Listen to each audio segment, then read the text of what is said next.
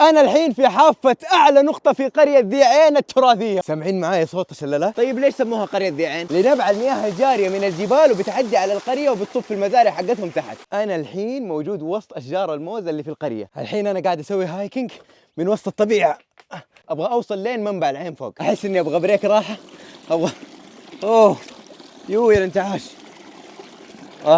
أنا الحين موجود في وسط مزارع البن. طبعا البن السعودي معروف مرة بجودته العالية. طبعا المنازل بنيت بالحجارة وتم نقل الحجارة عن طريق الجمال. أسقف البيوت هذه بنيت بأشجار السدر والأثل، وكانوا يزينوا المنازل بحجار المرو، بيسووها كذا على شكل مثلثات. لا كذا كثير، كذا كثير. أنا لسه باقي في النص وما وصلت لأعلى شيء وتعبت، انقطع نفسي.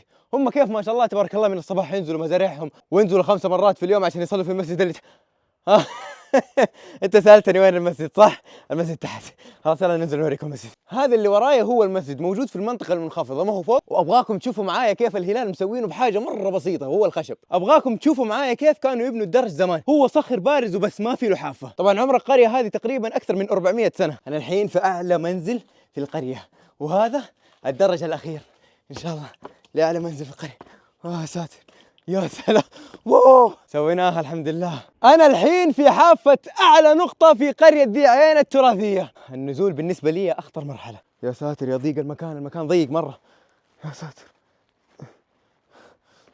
أنا الحين في أجمل منطقة تاريخية في المملكة العربية السعودية، قرية ذي عين الأثرية.